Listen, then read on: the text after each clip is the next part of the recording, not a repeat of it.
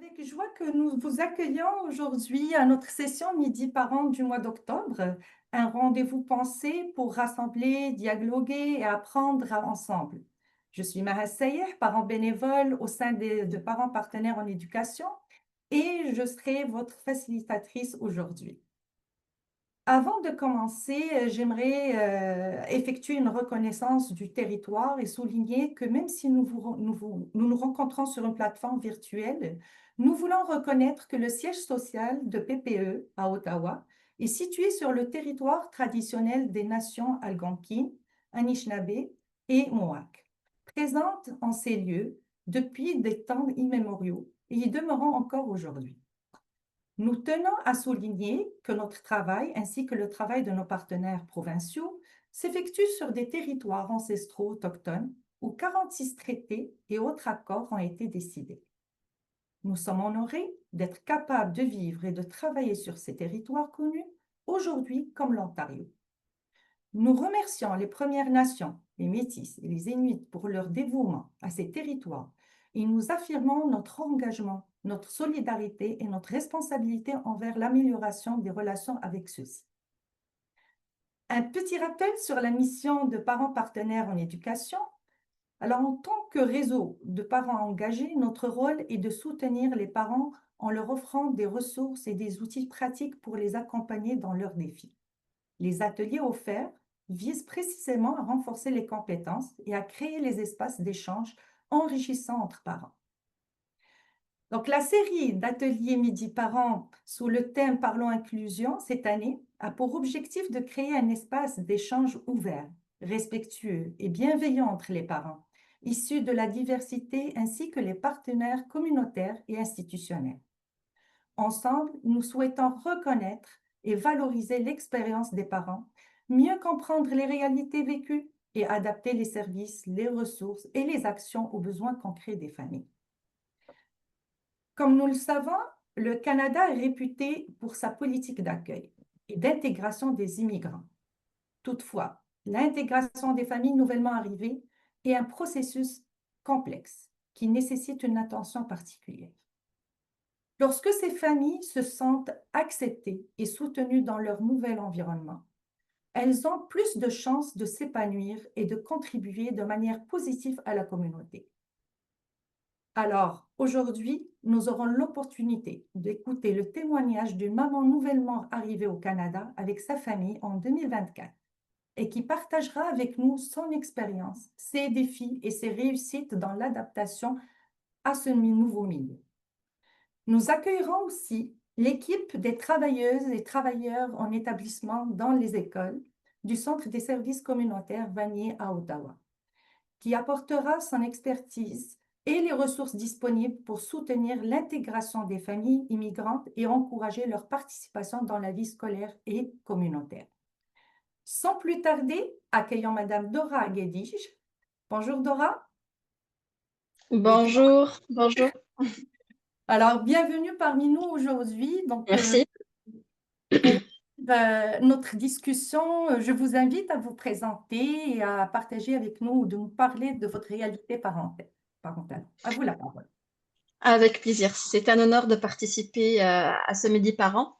Je me présente, je m'appelle Dora Guedi, je suis originaire de la Tunisie et fière maman d'une belle famille de 4 enfants, un garçon de 16 ans, une fille de 14 ans et des jumeaux, un garçon et une fille de 11 ans. En 2004, avec mon mari, nous avons pris la décision, la plus importante et la plus courageuse de notre vie, c'est tout quitter, notre pays, nos repères, notre confort, pour tout commencer au Canada. Notre motivation était simple mais profonde. Offrir à nos enfants un avenir meilleur dans un environnement plus stable, plus ouvert et rempli d'opportunités. Nos premiers pas en Ontario, à Ottawa, ont été un véritable tourbillon d'émotions. Je me souviens encore du moment où l'agent de l'aéroport nous a dit Welcome to Canada. Donc, ces mots résonnent encore dans mon cœur. C'était un rêve devenu réalité, une promesse de renouveau, un instant magique qui que nous ne pouvions pas imaginer autrement qu'avec espoir. Mais très vite, malheureusement, derrière la magie de l'arrivée, la réalité s'est imposée. un nouveau climat, une langue à apprivoiser, un système scolaire complètement différent, des démarches administratives parfois complexes. On découvre alors que recommencer, c'est aussi accepter de se reconstruire pas à pas, jour après jour. Malgré les incertitudes et les moments de doute, je garde de cette période un immense sentiment de fierté, car chaque difficulté surmontée a renforcé notre famille, notre unité et notre capacité à nous adapter. Et surtout, elle m'a permis à moi de découvrir ce que signifient vraiment les mots résilience, courage et inclusion. Merci, Madame Dora. Donc, on voit bien que votre arrivée est bien chargée d'émotions, d'espoir, Exactement.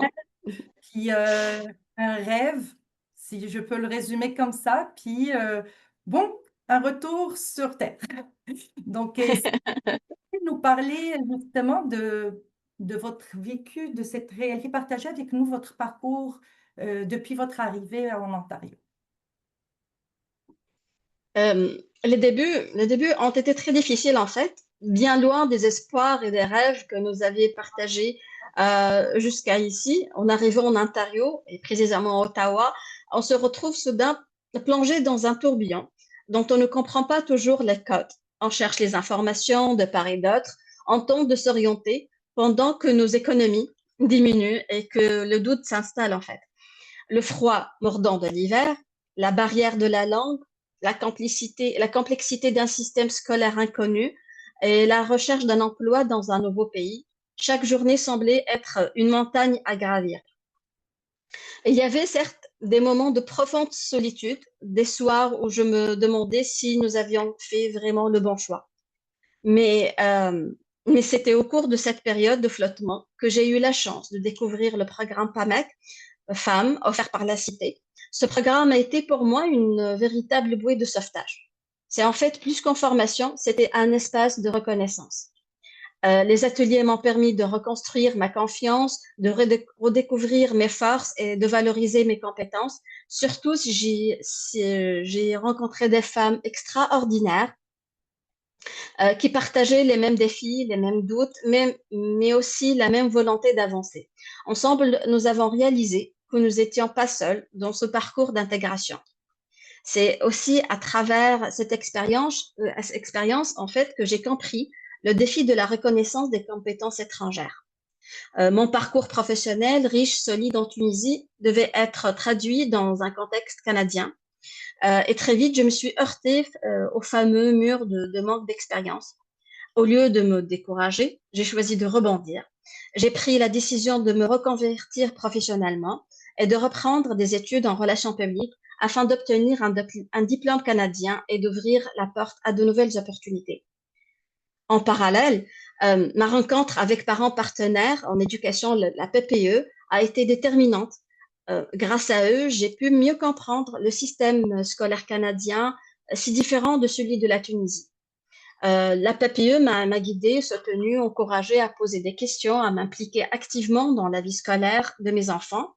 Et en fait, petit à petit, j'ai surmonté ma timidité, j'ai intégré les comités de parents, j'ai participé à des activités de bénévolat et découvert la force de l'engagement communautaire. Ces expériences m'ont profondément transformée. Elles m'ont permis non seulement de retrouver ma place en tant que femme et mère nouvellement arrivée, mais aussi de devenir un modèle pour mes enfants en leur montrant qu'avec persévérance et engagement, chaque obstacle peut devenir une opportunité de croissance. Ben, en vous écoutant, je crois que on se voit en vous autant que maman. Ah oui, Maman n'a pas le choix que de prendre son courage à deux mains, puis nos enfants sont notre source d'énergie pour aller de l'avant. exactement. Alors, bravo, bravo, là, Merci. 2024, là, c'est très bien, vous avez très bien vu ça rapidement, puis je serais très curieuse de savoir, puis je suis sûre aussi, les gens qui sont avec nous, de c'est quoi les plus grands défis que vous avez rencontrés, vous et vos enfants, surtout dans le milieu scolaire et communautaire. Oui. Ouais. Ben, Généralement, quand on arrive dans un nouveau pays, on pense souvent que le plus dur sera de s'adapter et de s'installer soi-même, de s'adapter aux environnements. Mais très vite, on réalise le vrai défi, c'est d'aider nos enfants à s'intégrer dans un système complètement différent. Et pour mes enfants, le choc a été avant tout scolaire et émotionnel. Je me souviens de leurs premiers jours à l'école, tout était nouveau, les codes, la langue, la manière d'enseigner, même la façon dont les élèves interagissaient entre eux. En Tunisie, l'école est plus structurée et plus hiérarchisée, alors qu'ici, on valorise l'autonomie et la communication. Ce changement brutal les a beaucoup déstabilisés. Trois de mes enfants ont dû changer d'école parce qu'ils vivaient de l'intimidation de la part d'autres élèves. Ils se sentaient différents, incompris, et parfois même les enseignants ne savent pas comment les accompagner à cause de la barrière de la langue. Et ils ont été orientés vers le programme PANA, qui, à la base, est censé aider les élèves nouvellement arrivés. Certainement, vous le connaissez, ce programme. Mais dans la réalité, ce programme a parfois accentué leur isolement, car il séparait encore plus du groupe principal. Ils les séparaient. Je voyais même mes enfants revenir à la maison tristes, frustrés. Ma fille de 14 ans a même traversé une période très difficile. Elle a côtoyé la dépression, comme on dit. Elle m'a dit un jour, les larmes aux yeux, maman, je veux rentrer en Tunisie si je me sens pas à ma place. Ben, ce moment m'a brisé le cœur. Comme mère, je me suis sentie impuissante, mais pas résignée, en fait. Alors, j'ai décidé de me battre pour comprendre ce système éducatif. Malheureusement, je n'ai aucune orientation claire du conseil scolaire ni de l'école. Donc, j'ai pris les choses en main. Je posais des questions, j'assistais aux rencontres, je cherchais de l'information partout où je pouvais. Pour mon fils de neuvième année, c'était encore plus stressant car c'était une étape cruciale pour son avenir académique et je voulais l'aider à faire les bons choix. Cette expérience m'a fait réaliser à quel point les parents nouvellement arrivés ont besoin d'être accompagnés, informés et écoutés. C'est ce qui m'a motivé à m'impliquer dans les comités de parents et à rejoindre parents partenaires en éducation. Grâce à cette implication, j'ai enfin pu comprendre les rouages du système scolaire canadien et échanger avec d'autres parents qui vivaient la même réalité. Petit à petit, cette implication m'a donné confiance. J'ai aussi encouragé mes enfants à s'ouvrir à la communauté, à s'inscrire dans des clubs scolaires, à faire du sport, à fréquenter la bibliothèque, à s'impliquer dans le bénévolat.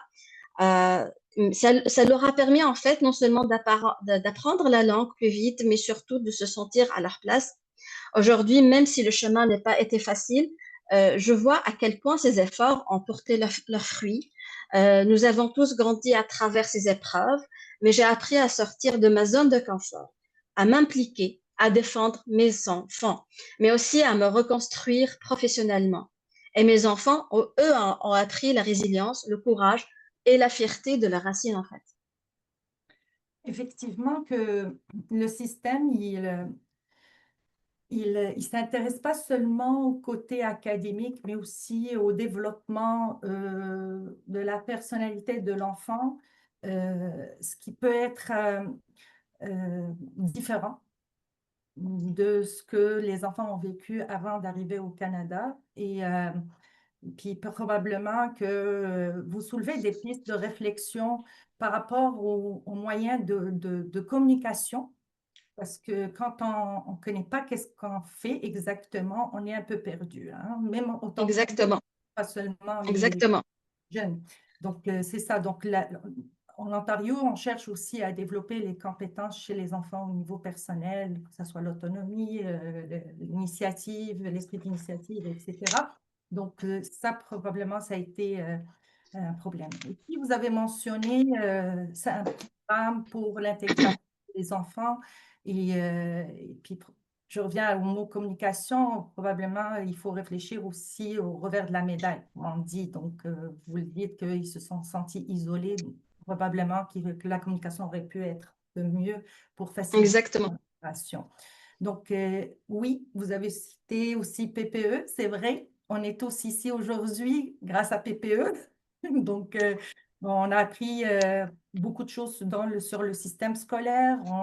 on est à l'affût de certaines ressources de plus en plus. Pepe travaille fort pour ça. Puis, d'où l'objet de notre rencontre aussi, Midi Parents, était pour qu'on échange, quand chacun d'entre nous est la ressource, une ressource pour un autre parent. Donc, c'est ça. Puis, c'est notre repère, si j'ose le dire de cette façon-là. Alors, dans les ressources que vous avez explorées, euh, est-ce que, il y a des ressources qui ont permis, qui étaient beaucoup plus utiles pour vous pour faciliter l'intégration des enfants à l'école, quelque chose à part ce que vous avez cité, mais qui a été beaucoup plus avantageuse que d'autres? Comme j'ai déjà mentionné, les débuts étaient très difficiles ici en Ontario et tout était nouveau pour nous, la langue, les codes, les méthodes d'enseignement. Mais petit à petit, c'est en fait avec de la patience, de l'écoute et de beaucoup d'amour, nous avons trouvé notre rythme. Euh, j'ai compris qu'il ne suffisait pas d'attendre que les choses s'améliorent, il fallait agir, s'impliquer, essayer parfois de se tromper, mais surtout avancer. Alors, avec mes enfants, nous avons mis en place des stratégies simples, mais qui ont vraiment fait la différence. La première chose qu'on a faite, c'est les changer d'école et de conseil. Il y avait une question, en fait, ils étaient dans une école francophone la première fois, mais j'ai changé de conseil, euh, d'autres conseils anglophones et catholiques. Donc, ce n'était pas une décision facile, mais c'était nécessaire. Et je veux dire aujourd'hui aussi que ça a été bénéfique. Mes enfants se sont retrouvés dans des milieux plus à leur écoute, mieux adaptés à leurs besoins. Ensuite, je les ai encouragés à rejoindre des clubs scolaires selon leurs passions, la robotique, la musique, le théâtre. Ces activités leur ont permis de s'expérimenter autrement, de créer des liens d'amitié et surtout de retrouver confiance en eux. Nous les avons aussi inscrits aux bibliothèques municipales à Lyon que j'aime beaucoup. Là-bas, ils ont découvert non seulement des livres, mais aussi des espaces d'échange, d'apprentissage et d'ouverture sur la culture canadienne. Et puis, le sport. Le sport a été un véritable moteur d'intégration. Grâce au sport, ils se sont dépensés, ils ont appris l'esprit d'équipe et surtout, ils ont rencontré des jeunes dans leur zone, de tous les horizons en fait. C'est ce qui leur a permis de se sentir enfin à leur place. Euh, pour les plus grands, je les ai encouragés à faire du bénévolat. Euh, pour moi, le bénévolat, c'est une école de la vie. Ça leur donne confiance, ça leur a appris la valeur de l'engagement et de la solidarité, des valeurs qui font, à mes yeux, toute la beauté du Canada. Du côté des ressources, je dois dire que les enseignants et les conseillers d'orientation des nouvelles écoles, puisque j'ai déménagé ici à Toronto et je les ai remis dans une école francophone, euh, et, euh, et l'équipe d'orientation était extraordinaire, ont été un grand soutien. Mais s'il y a une ressource qui a changé notre parcours, et je vais le redire encore une fois, c'est la PPE, c'est les parents partenaires.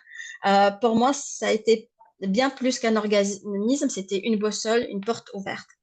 Donc, grâce à ma participation au comité des parents, j'ai appris à comprendre le système scolaire canadien, à poser les bonnes questions et à dialoguer avec les écoles et à m'appliquer directement dans la réussite de mes enfants. Cette implication m'a permis aussi de passer de rôle de simple observatrice à celui d'actrice engagée dans leur éducation. En parallèle, j'ai continué à m'investir dans les organismes francophones et dans le bénévolat. Je n'ai pas hésité à sortir de ma zone de confort, participer à des foires d'emploi, chercher des informations, rencontrer du monde, échanger, apprendre, parce que chaque rencontre, chaque sourire, chaque mot d'encouragement m'a aidé à me reconstruire et à trouver ma place. Euh, donc, aujourd'hui, avec le recul, je me rends compte que chaque petit pas a compté. Un sourire, une main tendue, une activité partagée, c'est tout cela qui a transformé notre adaptation à une véritable histoire d'intégration et de reconnaissance.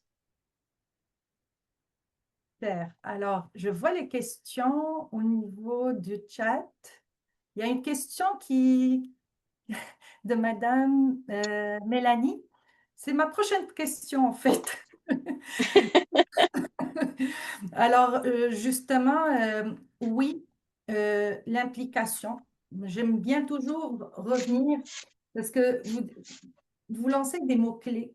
Les parents il y a des parents qui sont nouvellement arrivés parmi nous aujourd'hui. Il y a toujours des mots-clés dans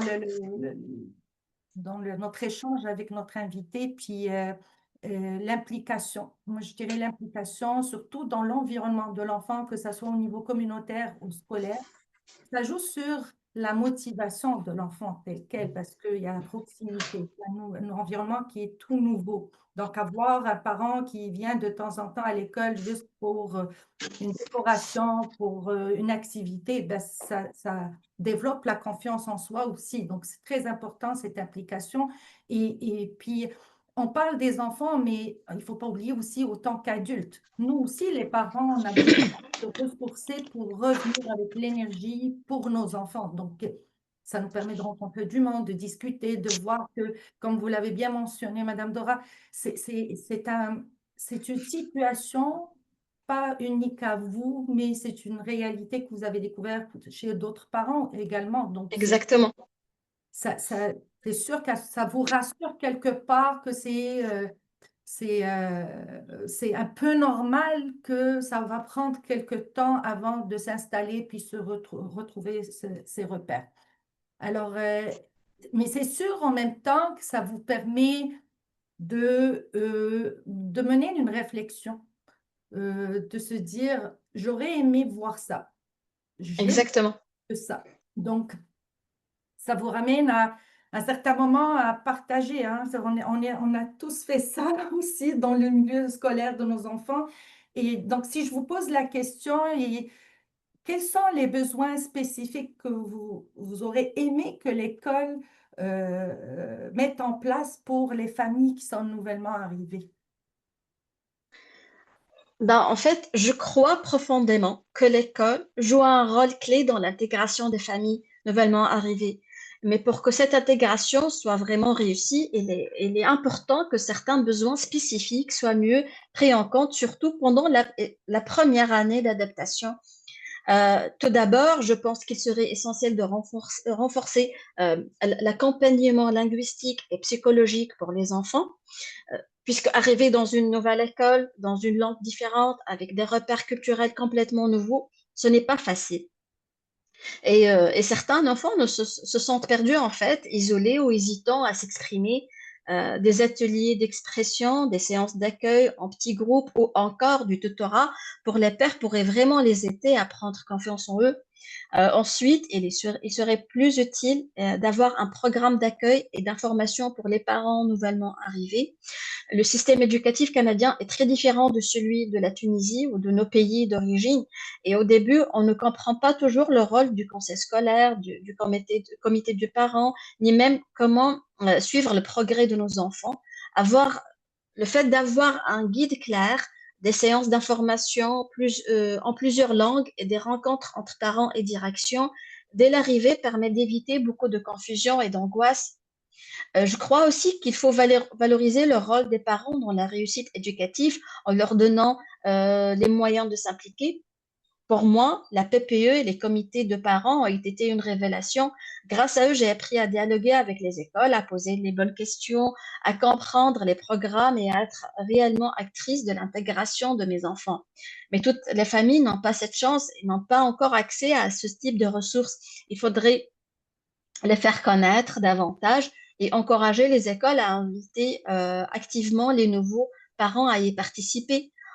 Enfin, je crois que les écoles pourraient mieux soutenir l'intégration des familles en favorisant le bénévolat, les activités culturelles, les échanges interculturels. Ces moments de partage permettent non seulement de tisser des liens, mais aussi de faire découvrir la richesse et la diversité de nos parcours.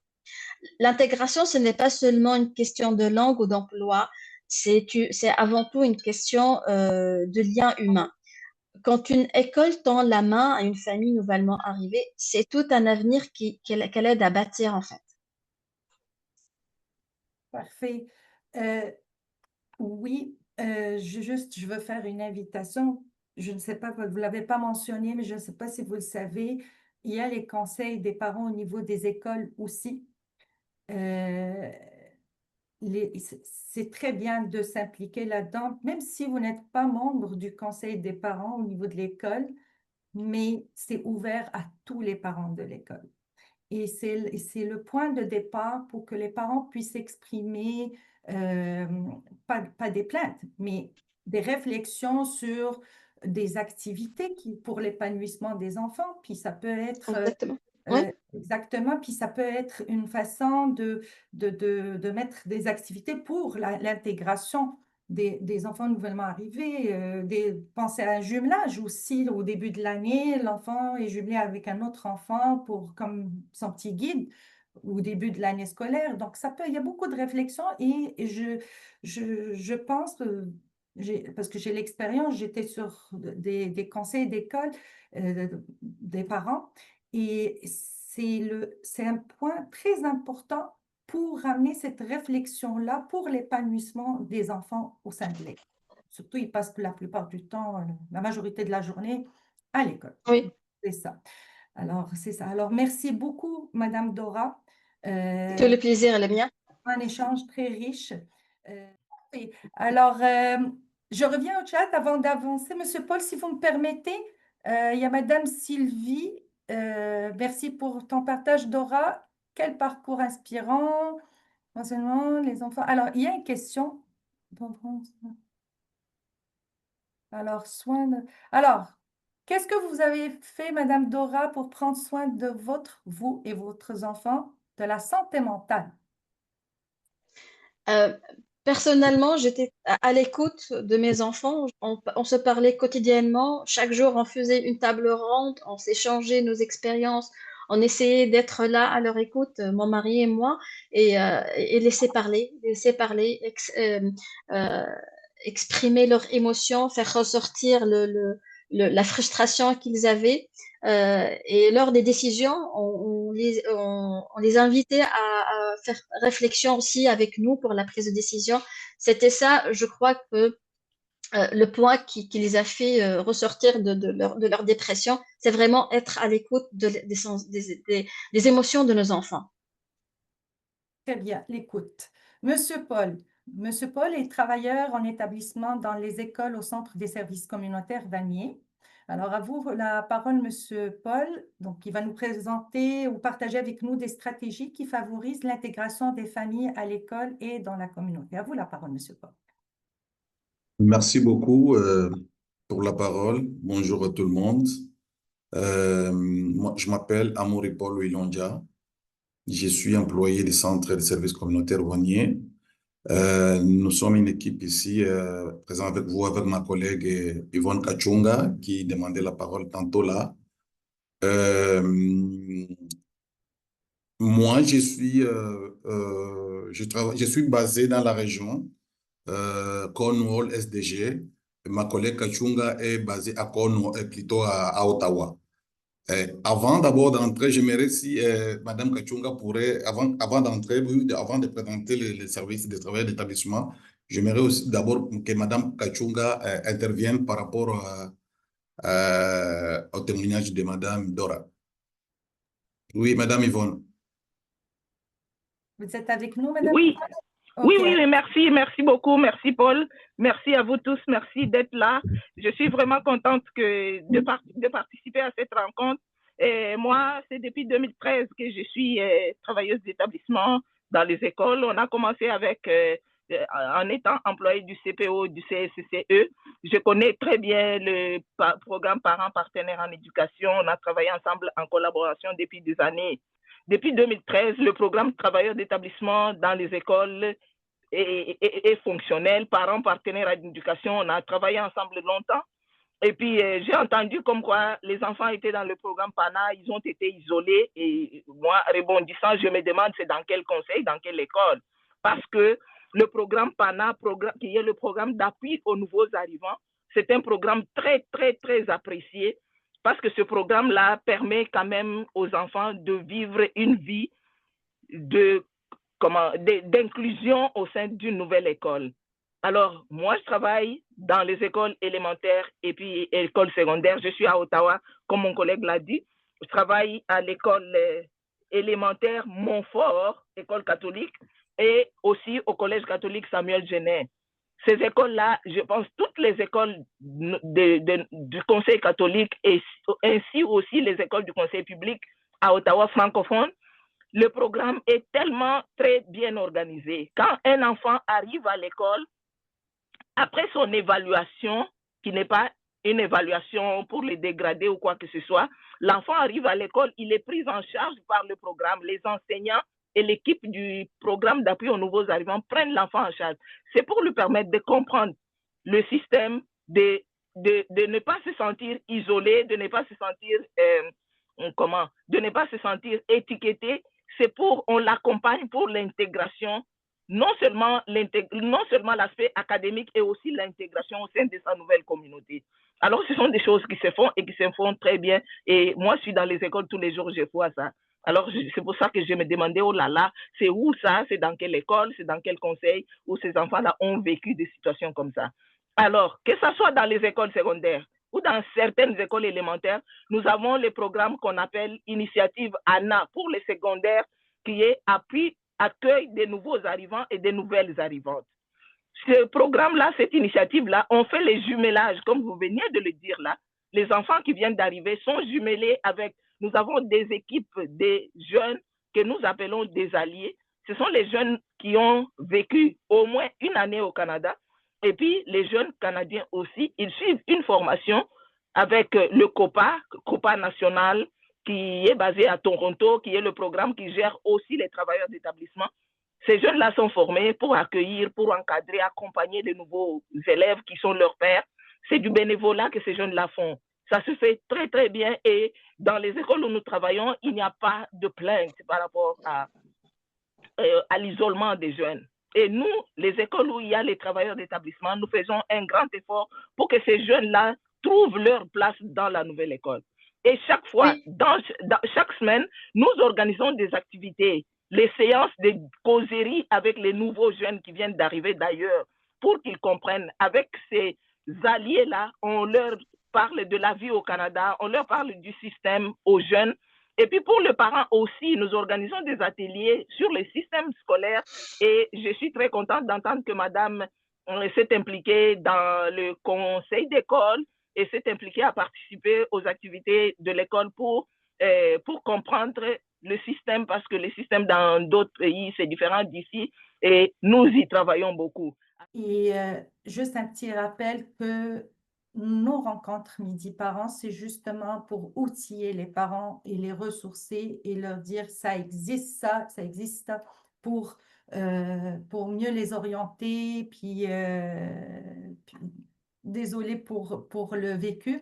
Et puis vraiment, j'ai hâte que M.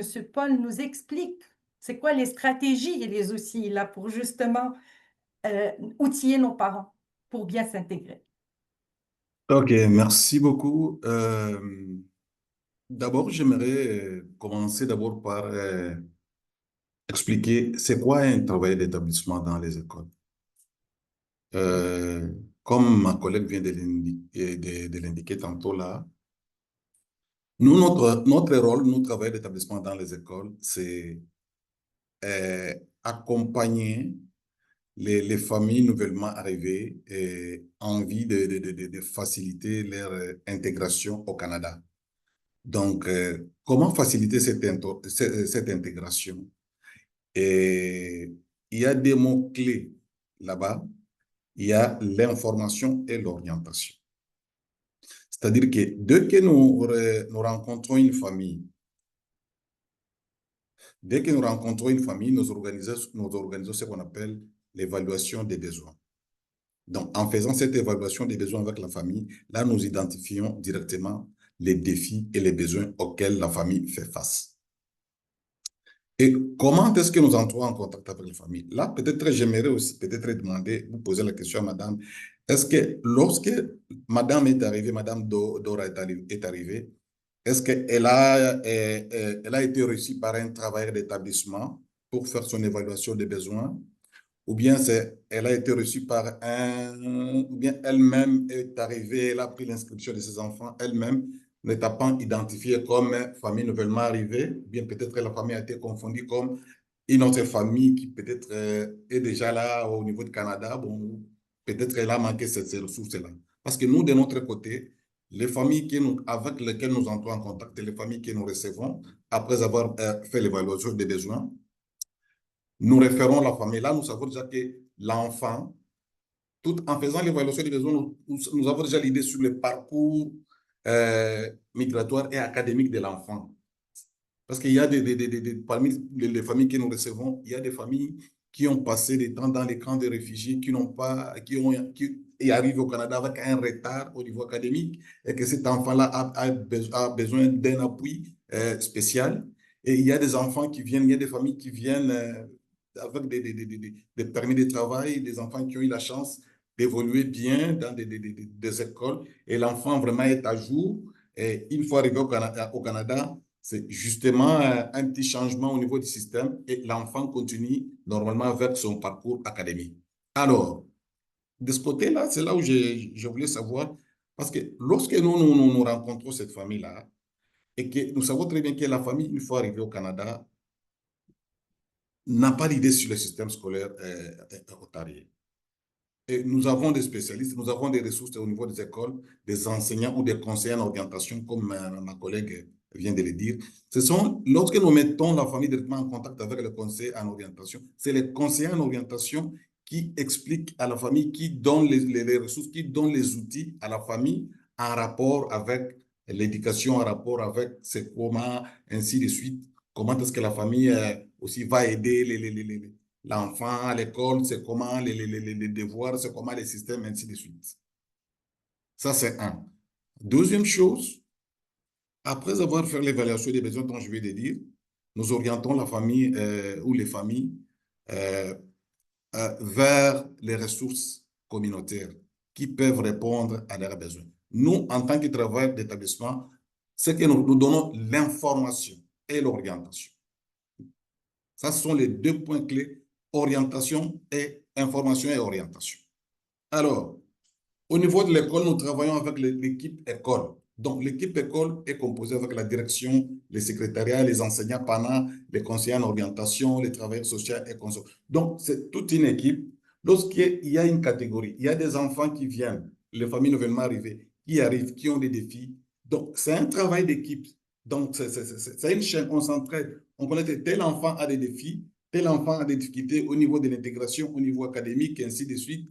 Donc, au niveau de l'intégration, nous, l'été, nous sommes là beaucoup plus dans l'intégration, beaucoup plus l'école, les conseillers ou d'autres agents au niveau de l'école, et ils sont là, l'enseignant pendant, l'enseignant ressources, et ils sont là beaucoup plus dans l'académie. Donc, suivre le cursus, le parcours de l'enfant, si l'enfant a des besoins particuliers, ainsi de suite. Donc, ils sont là pour ça.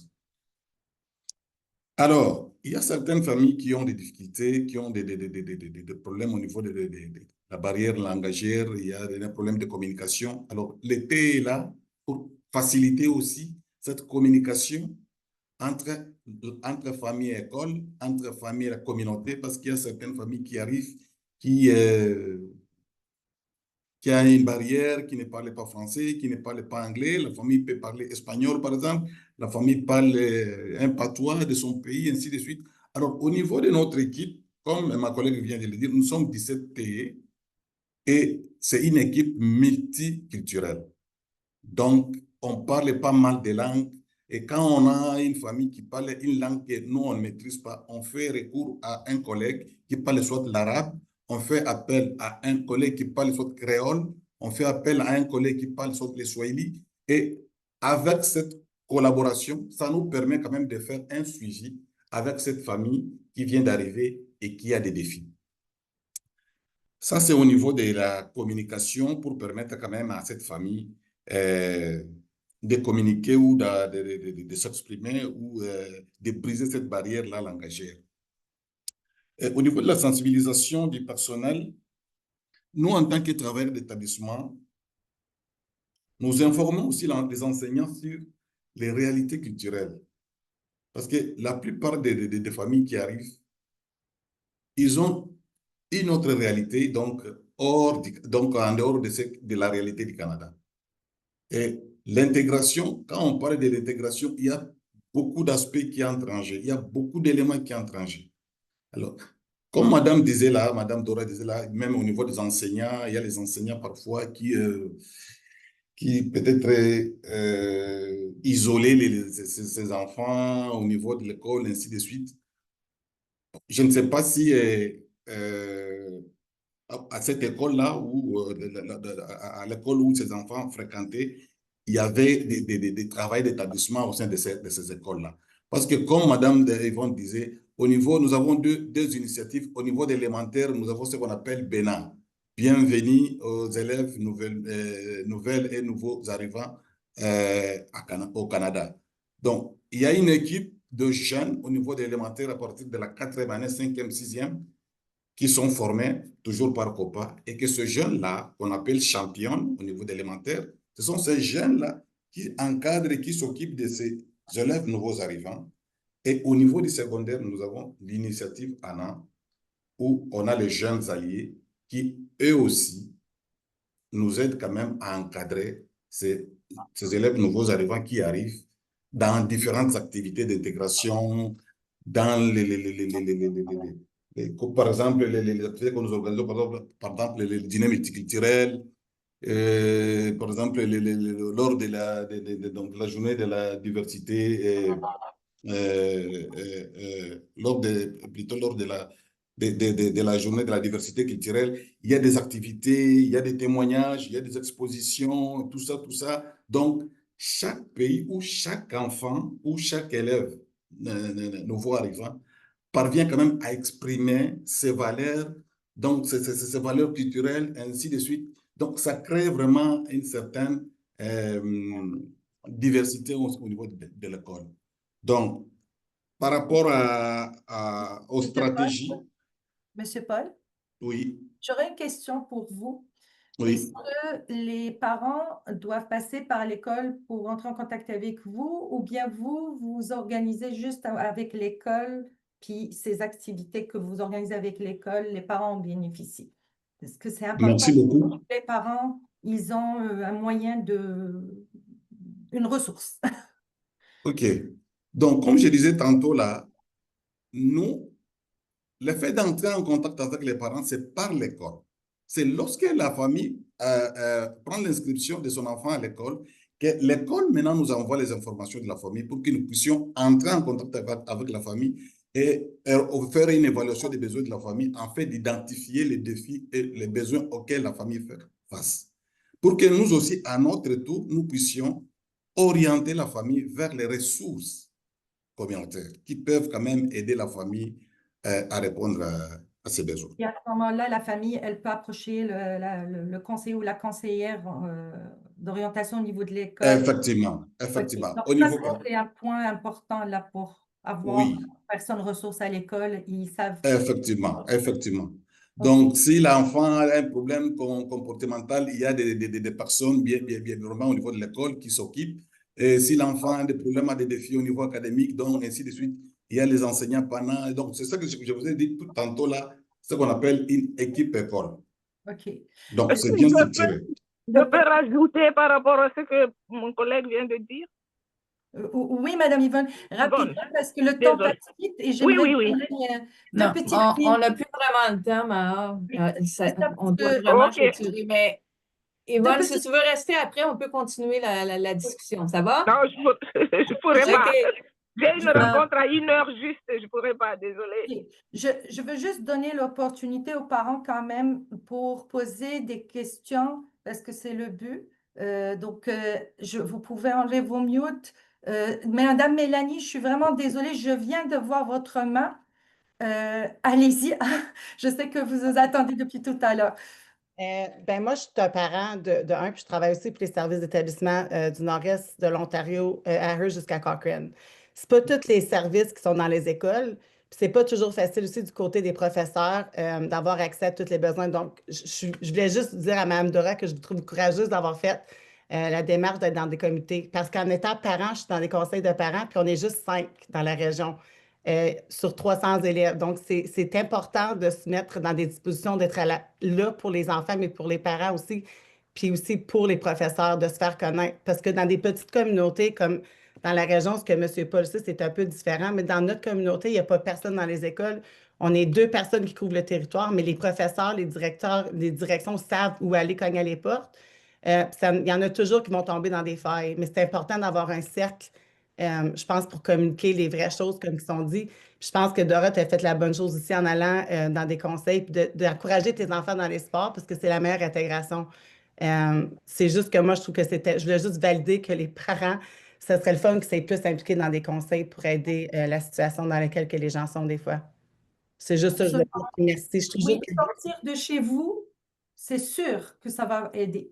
à C'est en 100%. Puis oui. surtout des nouvelles arrivants aussi, je trouve que c'est important d'avoir une voix puis une place à discuter ouvertement puis dire les choses telles qu'elles sont parce que c'est pas évident d'avoir des familles qui arrivent. J'en ai fait beaucoup puis c'est très, très dur à voir des fois. Puis la souffrance arrive toujours après le 4 à 6 mois.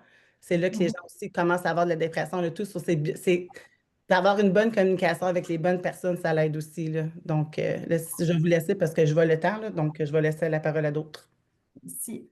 Euh, Vraiment, la discussion est intéressante et comme vous avez dit, Madame Mélanie, oui, le temps passe trop vite. On aurait pu rester toute la journée à discuter ensemble. Donc, merci, Monsieur Paul. Oui, peut-être, je voulais ajouter quelque chose là, toujours par rapport à ça. Et Allez, nous Madame invitons Paul. aussi, oui, nous invitons aussi les parents à beaucoup participer dans les activités de l'école. Comme Madame avait déjà, comme elle avait dit elle faisait partie déjà des comités des parents de l'école, mais il y a beaucoup d'activités organisées au niveau de l'école. Nous autres, travail d'établissement aussi, nous organisons des ateliers, nous invitons des parents à participer dans des soirées parlantes, dans des portes ouvertes et consorts, dans des dîners multiculturels. On partage. Là, c'est très important, mais malheureusement, il y a certains parents qui ne se présentent pas. Il y a certains parents qui, on ne sait pas pourquoi, qui restent dans leur zone de confort. C'est pourquoi il y a certains parents qui continuent toujours à connaître les mêmes difficultés malgré un parent qui, vous allez contacter un parent qui passe 2, 3 ans, qui reste toujours dans l'ignorance de certaines choses, alors que tous les outils, tous les services sont à leur disposition. Donc, nous sommes là pour eux. Et les travaux d'établissement vraiment sont là pour aider les familles à mieux s'intégrer une fois arrivés au Canada. Absolument. Puis Voilà. c'est le rôle de nous tous, justement, de guider les parents. C'est sûr, ils viennent d'arriver, il manque beaucoup d'informations, un système différent, une nouvelle vie. Effectivement, effectivement. Donc, il faut qu'on mette tous la main à la pâte si on veut avoir un gâteau délicieux à la fin. Alors, je vous remercie vraiment pour votre participation. Merci, Madame Dora, pour votre témoignage. Le Euh, plaisir est le mien. et bravo, bravo. Oui, c'est un bon exemple de dire on baisse pas les bras et on continue, on cherche et on prend les choses en main. Merci de votre présence. Euh, Comme vous allez voir sur le chat, on vous a mis le lien pour le formulaire d'évaluation. Donc, nous apprécierons énormément votre évaluation pour nous aider à améliorer nos rencontres et puis mieux répondre aux besoins des parents. Euh, J'aimerais vous revoir si c'est possible le mois prochain. C'est toujours un plaisir de rencontrer les parents à chaque mois pour une nouvelle thématique. Alors, le mois prochain, le 11 novembre, on va se retrouver sur un nouveau thème, l'importance de maintenir le lien culturel avec ses enfants en contexte d'immigration. On peut dire que un petit peu une petite branche qui sort de notre sujet d'aujourd'hui. Alors, j'espère qu'on va être tous au rendez-vous. Et puis, je vous souhaite un bel après-midi, puis on se dit à la prochaine.